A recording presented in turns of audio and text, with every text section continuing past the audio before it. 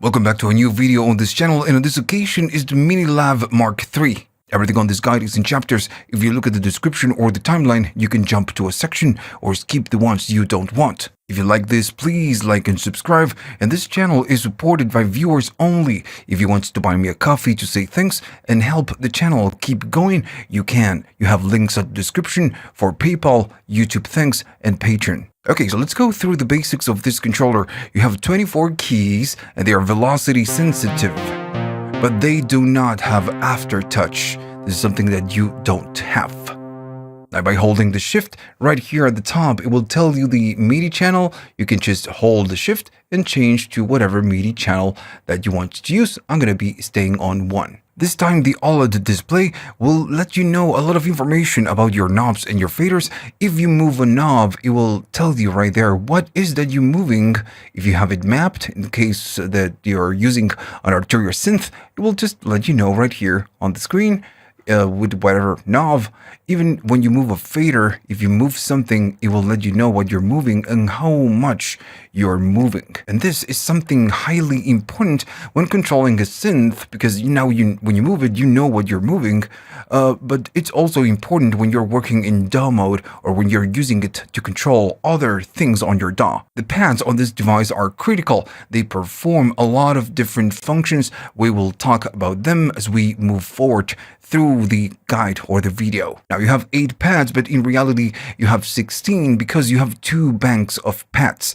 So if you go to shift and you hold it, you need to tap it, not press and hold, just tap it. And it will change from bank A to bank B and so on and so on. So if I stay on bank A, this will be a pitch. And if I tap it again and go to the next bank, it will be giving us the other notes. Now make sure that when you do this, you quickly tap and you don't press and hold. If you press and hold, you will be accessing a different feature of this controller. By default, the pads will send MIDI notes to the channel number 10. This is a standard, but much of this controller can be customized with a companion app. And don't worry, I got you back. We will go over the app in a couple of minutes. Now at the top, you have your octave control. So if I play whatever key and I just press it, it's going to go lower and then lower and then lower. If you go higher, of course, is going to go to higher octaves. Now, all of this is just very simple to understand. It's just very basic function. Now, if you press them both at once, it's going to reset and go back to the center. It doesn't matter if you're all the way down and you just want to reset, you press both at the same time. Something cool that you have with this device is that you can shift by semitones. And to do this, you need to hold the shift. And when you hold shift, you press the same octave plus or minus, and it will just take you one semitone up. And notice that now it's not white, it's blue. And this is because you're offsetting the keyboard by semitones. So if I play maybe this, and I go again and just go one up, it's going to be just one up, and you can keep going up or you can keep going down. Still, if you're shifting by semitones, you can press the octave control and it will go an octave higher. But notice that now it's blinking blue and white. This means that you are shifting by semitones and by octaves. So it will go up, and if I go down, we have both, right? Semitones and octave. Now, if you want to go back to the default, no semitones and no octaves, it's the same way. You just press both at the same time and it will just take you back to the beginning. And last but not least, you have your pitch bend and you have your mod wheel. And in this occasion, in this version, the number 3, the OLED display lets you know how much you're going up and you're going down. And this is something that it's super useful that you don't get on a lot of controllers, but now you start getting them, getting this information on pretty much all the controllers, and it's something that we really need to have, especially when we don't have physical wheels, right? We don't have wheels, so we need the feedback from the screen. Alright, so up to here, these are the most basic functions of this controller. This is a deep dive video, so I need to go over them, but you can do a lot more, like having a hold mode, you have a chord mode, you have an arpeggiator, then you have your DAW controls, you can create user programs, and then we need to talk about the integration with Analog Lab and the Arturia Synths, and then you have the MIDI controller. So yeah, I need to show you a lot more things. Right, so now we need to talk about the first functions that you get, which is the hold that you have right here. And when you do shift and then you go to hold, you have the chord mode. If I go to the hold and turn it on, it's going to be on, and the screen will let you know that it's on. When you play a key, it's going to hold it for you, right? Makes sense. That's why it's called hold. Now, when you press a new key, it will dispose the previous key and just play the new one. It's not holding this one anymore. Now it's playing this one. If I play a lower key, it will dispose this one and play this one. Now still, you can stack notes and it will remember the notes. So if I do something like 1, 2, 3, and I release, now I'm playing a chord, and I release, is holding the 3 different keys. So if you stack it, you can achieve this. Still, you know, if you play at the same time, you are going to be getting it.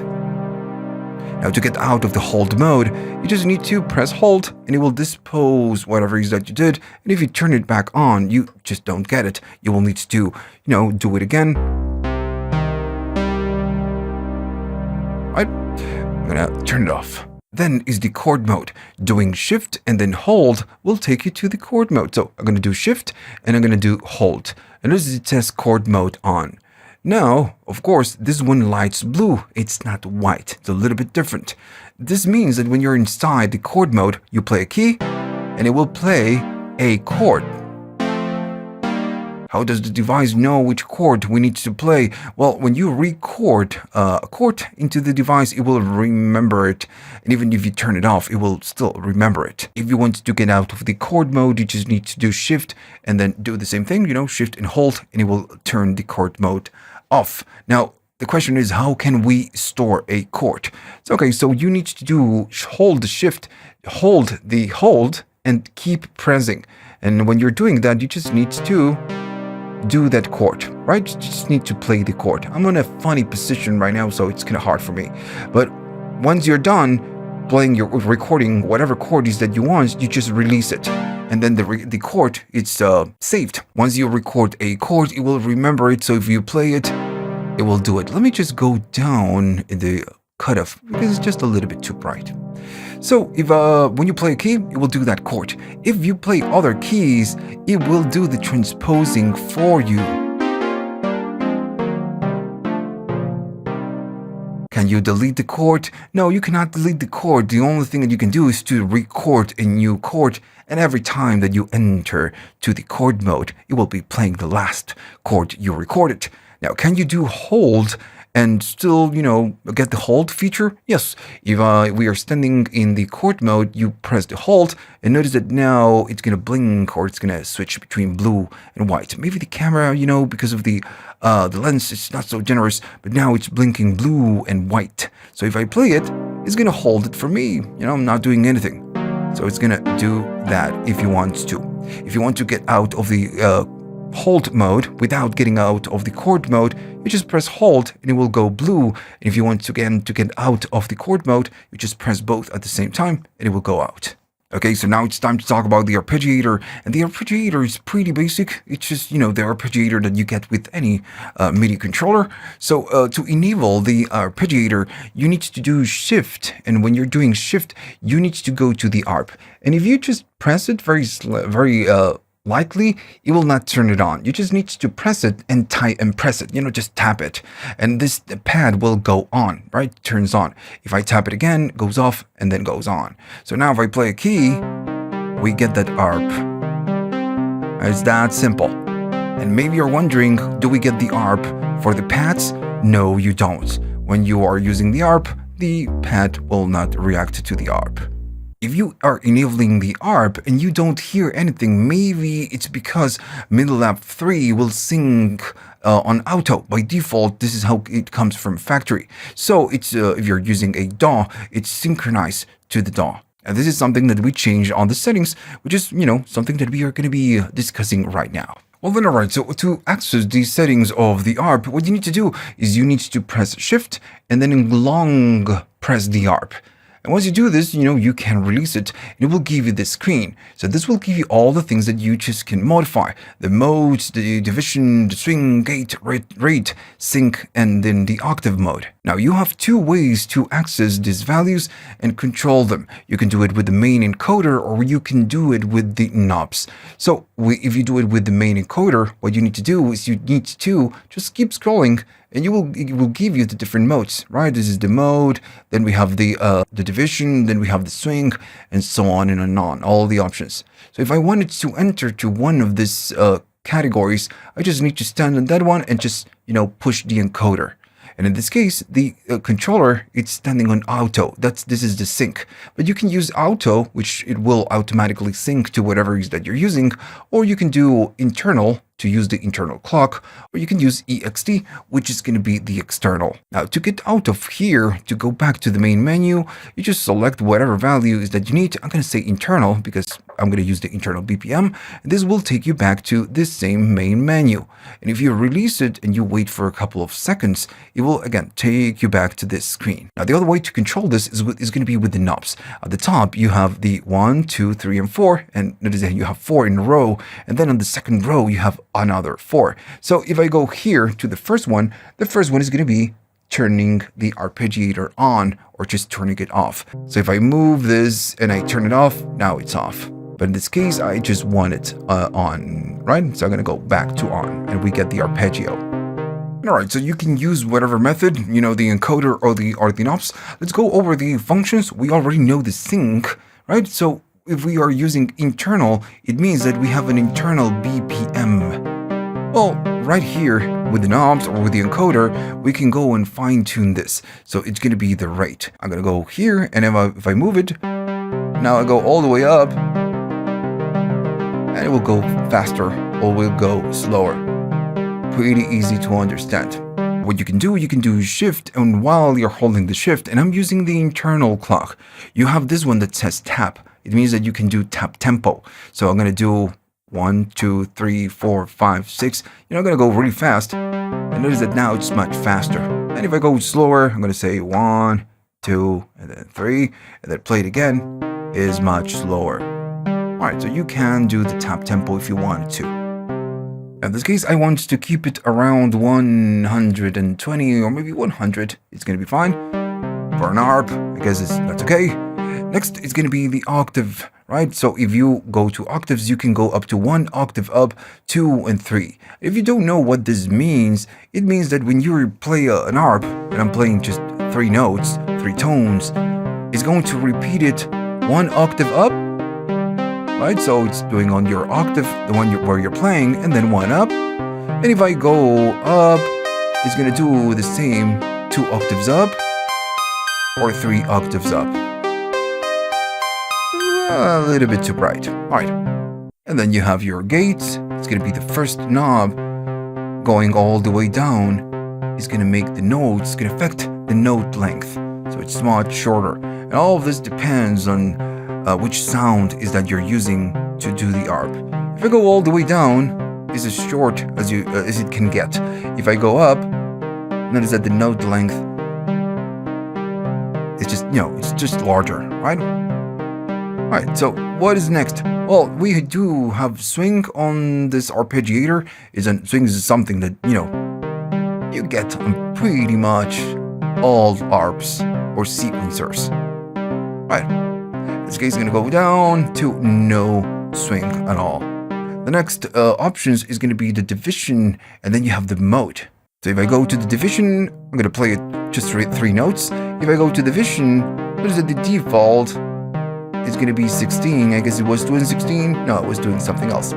So you can stand on 16, which is the classic, or you can go to triplets, change the division of whatever it is that you're doing, and then 1 for triplets, and then 1 for, right? And you can still, go up to 16 triplets, 30 seconds, and 30 seconds triplets. Cool.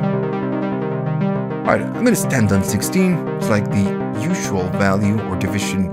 Going to the modes, you have the classic ones, you have the up, you have the down, and then you have inc, which is including, excluding, or include or exclude. Then you have random, and then you have order.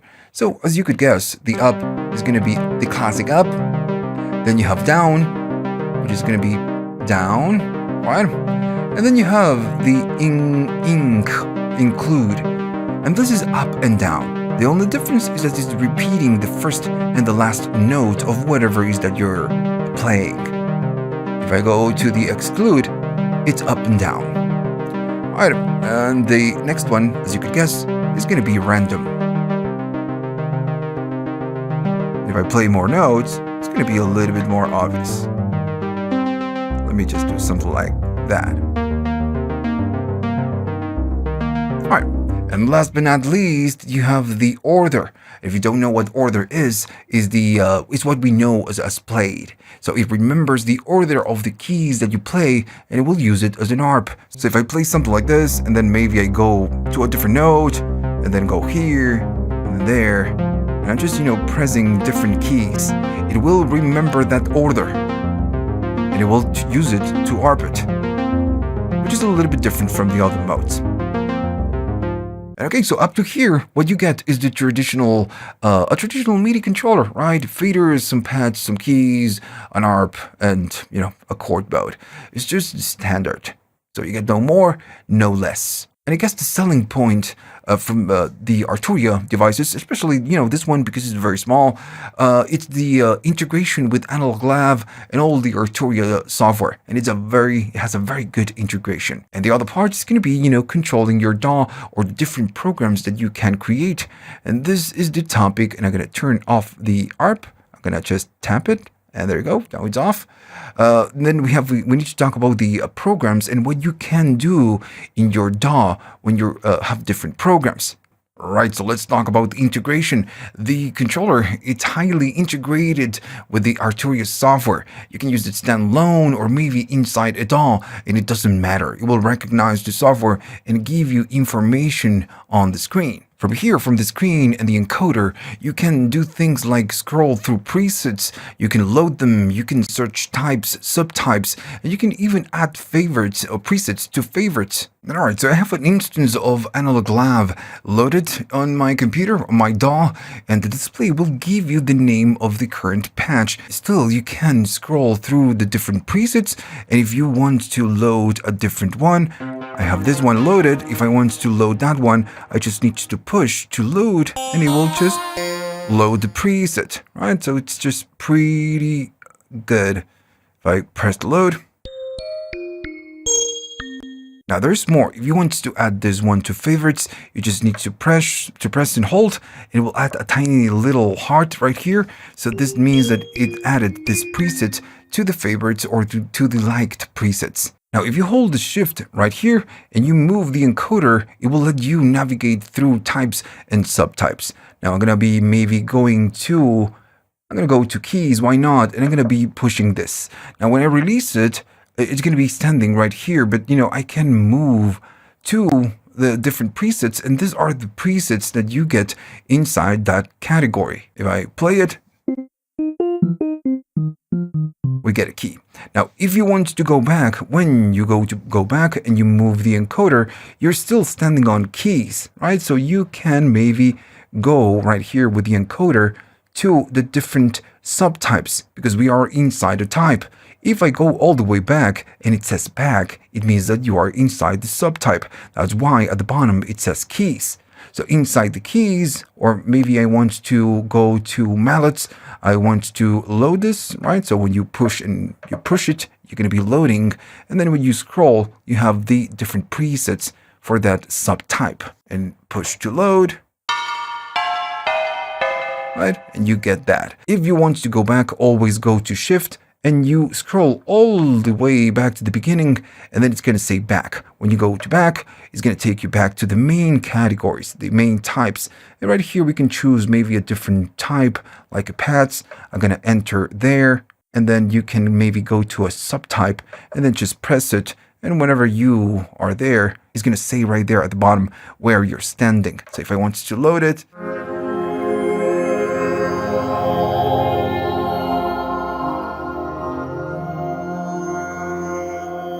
So remember, you will always need to do shift, and if you're standing on a subtype, go back to the beginning, press it, and then again you can select a different type. And alright, so that's what you can do with the encoder, which is already a lot. And then you have the integration with the knobs and the faders. When you see Analog Lab, you can see the encoders, the knobs right there, and you see the faders. And this is already mapped, so you don't need to do anything, right? Out of the box, it's ready to be used. So if I move something like the brightness, we can see that on the software, it moves. So everything is already there. If I move a fader, will just, do its job. If I load something like a standalone synthesizer from Arturia, all the knobs and faders are already assigned to something useful. If I move this, it's going to be the cutoff, and as you could assume, maybe this one is the resonance. So yeah, it's going to be the resonance. All the knobs and faders are going to be assigned to do something. Still, all of this is just something that you can customize. You can do it from within the software. Right here, you can learn it and then just map it to whatever, or just remove all the macros and the mappings and then do them again. Alright, so let's talk about the DAW control and the programs. So, because they are related. Now, but from factory, you get two different programs. You get the DAW control, the DAW, and you get the Arturia one. So far, we've been using the Arturia one. If I go to shift, just press and hold it, you have the program, you just need to tap it, and the screen will let you know on which program you are.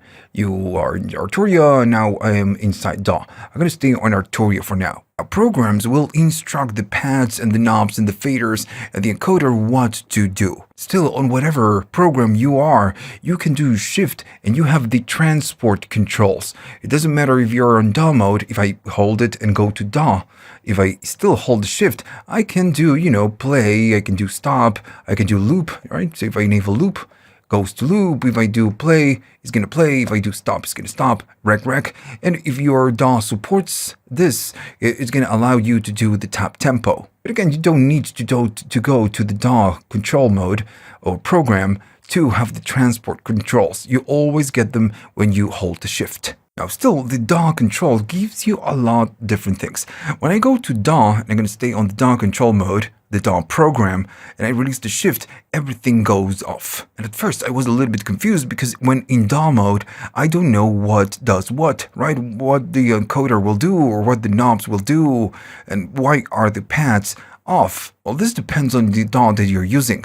When you load it with the DAW, the DAW will load the script that this has for that DAW. And I'm going to give you more information about that in a minute. I'm going to give you a couple of examples of how it works on Bitwig, and it's really, really cool. You just need to keep watching. For example, on Bitwig, the main encoder, when I move it, and let me just make the screen a little bit bigger, is going to let me navigate through the different scenes, right?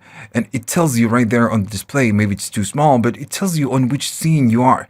If I go to the first one and push it, it's going to launch that scene. If you go, for example, to a device like the pulse synth that I'm using right here, just pushing the encoder and just, keeping it pushed, and I'm pressing and holding, and I move it, it lets me navigate through the different macros or remotes that I have available for that, for the synthesizer. Then shift and the encoder lets me navigate through different tracks. If I'm standing right here, the knobs will control, of course, the remotes, but if you're standing on a track, the faders will control different things from the actual track. In this case, it's going to be the volume, or it's going to be the panning, or it's going to be the send to on effects. Now, how do I know all of this? Or how do I know what controls what? Did I, guessed it?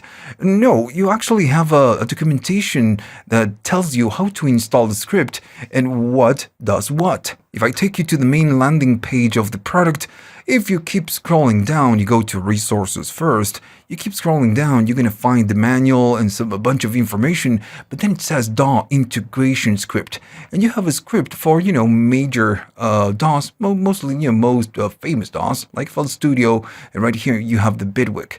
So when you download this, it will give you a zip. You just need to unzip it. And inside you have two things. The actual script that the DAW will use. And you have a manual, a PDF. The manual, the PDF, will tell you how to install the script on that particular DAW, but it will also tell you what does what happens when you turn the encoder, what happens when you push it, or when you do shift, or when you move the knobs, or you do everything else. So you don't need to start moving things and just trying to figure it out on your own. You can download the manual, and right there you have a very well explained list of what can you do with the fader, what you can do with the encoder, and so on and so on. Just to give you an example, I was really confused in why the pads are not on, why they are all off, and this is because they will launch a clip from a scene. Right now, my whole scene, it's just empty, but if I click it, notice that now it's orange. If I add the second one, it's yellow, and if I add a new one, it will adopt the color of the actual clip because I'm standing on the scene number 1. And if I tap this, it will start that clip. And it's just, a fantastic little thing. Also, remember that we have the bank A and the bank B. Right now, I'm standing on the bank A, which controls the different clips of the scene. But if I do shift and I tap the pad, it takes me to the bank B. And on this one, I just can maybe go to analog lav and just play notes with the pads, right? So you can control the scenes or just can play notes with the pads. But yeah, this is a fantastic little feature that you get with this controller. Now again, you need to download the manual and read what can you do. I cannot show you what you can do with all the different DAWs, right? I just can point you in the right direction. And okay, so since we are talking about programs, by default we know that now we get the Arturia to control, analog lav and everything else. And then if we want to go to the DAW mode, we get it. Now, you can create your own program and add it. You have up to 5. But for this, you need to download the MIDI control center and do it from there. Right, so if you download the MIDI control center and you connect this through USB, of course, you can access to the device. And on the device, on the MIDI control center, you can create your own programs and you can store up to 5 different user programs. Also, you can change some of the settings of your controller. Now, in the case of the programs, right here you have your 5 different user programs. You can create your own program, right, called whatever it is that you want, and then create different assignments for the pads and the knobs. For example, if I go to the main encoder, we know that the main encoder can do several things. Like, when you just move the knob right here, you can decide what you want to do and where you want to go, maybe even the MIDI channel. But what happens when you do knob and shift? What happens when you do click? Right, so you can customize all of this. If you wanted, for example, to go to a pad, and in this case, we know that we have we can control the DAW. Well, you can select this pad, for example, and then maybe change it to output CC information. And if you go maybe to MCU, you can maybe decide what you want to do. We already have this function, so I think it's overkill. But in the case of maybe go to program change, if that's what you want. If you want to do CCs, assign MIDI channel and decide what is that you want to do, right? Maybe even change the color. I'm going to be changing it to red and do CC. This one is going to be, whatever, and then change it to something else. So you can create your own custom programs that you can use with your DAW, or maybe you use this device to control maybe a sequencer or maybe a different synthesizer, right? So you can customize it and control it from there. The only thing that you need to do is to create a new program right here. You need to create a new. Of course, I'm going to continue without saving. It's going to create a new one. And right here, you can assign it. You can assign a name, and it will show you right there on the display when you send it to your device. And I'm going to say, I don't know, my program, it's called Awesome, something like that. And then I go to my Awesome program and I start, customizing all of this. Maybe I'm going to go to this pad, and this pad is going to be, I don't know, a note. Why not? But the color is going to be, I don't know, yellow. The second one is going to be a CC, and I'm going to give it a color of whatever. And this one is going to be maybe MCU, and the color is going to be pink. Why not? So you can customize, just target whatever it is that you want. Maybe the knobs, you want to change them from absolute to being relative and decide what is the minimum and maximum value. Now, once you're ready, you just need to save the program. Just hit save, and you can store it in your computer. But the only thing you need to do is to drag the program and then send it to whatever slot of all the 5 slots of user programs that you have. I'm going to go to user 1 because I don't have any other program. And I'm just going to toss it there. It's going to transfer it to the actual device, and notice that now we have the same colors I assigned. And maybe you don't see it right here on the display. It tells you the program name, which was awesome. So I can do shift and just, go to program. I'm standing on the Arturia one. If I tap it again, I'm in the DAW program. If I tap it again, I'm standing on the awesome program. Another example would be if I'm standing on the DAW and I know that the DAW program is really useful, is one that you get from factory. Maybe I want to perform more things with my DAW, not just the ones that we get with the DAW program.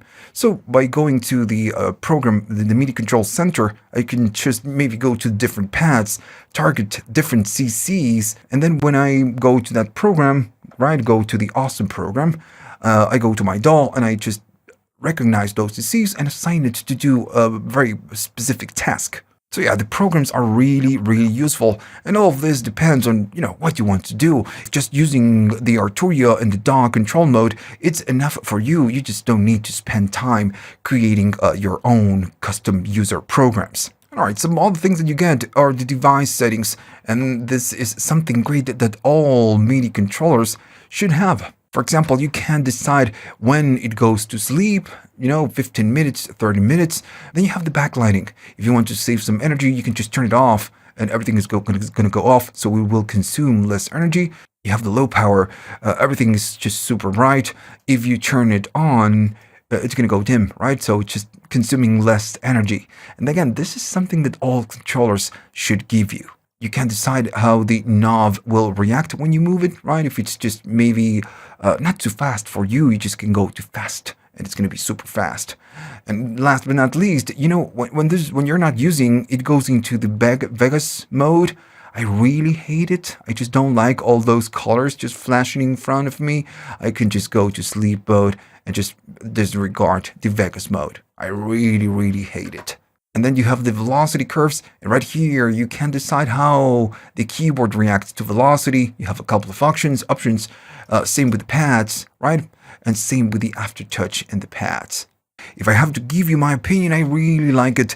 The keys, they feel really good, and all the possibilities with the knobs and the faders, and especially the encoder and the integration with analog lav. If you have, Arturia Synths, it's just a fantastic little thing to have. And on top of that, at the back, you have the MIDI out. So if you want to output to maybe a synthesizer, you can. Some other controls, they don't give you the MIDI at the back. So if you want to control MIDI devices or something, through MIDI, the conventional MIDI, you have the option with this one. If you liked all of this and you learned something new, please like and subscribe. This channel is supported by viewers, not brands. So if you want to buy me a coffee and help the channel keep going on, you can. You have links at the description for PayPal, YouTube Thanks, and Patreon.